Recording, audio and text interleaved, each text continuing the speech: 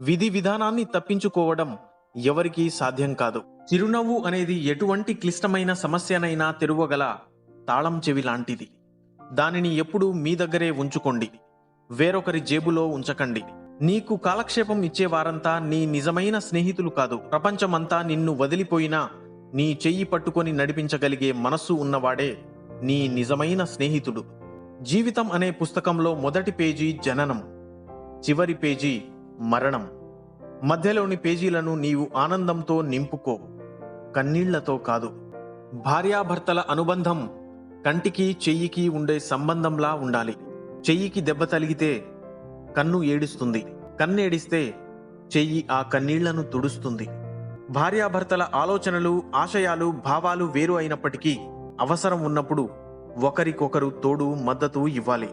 అలా చెయ్యలేకపోతే భార్యాభర్తల బంధానికి విలువ ఉండదు.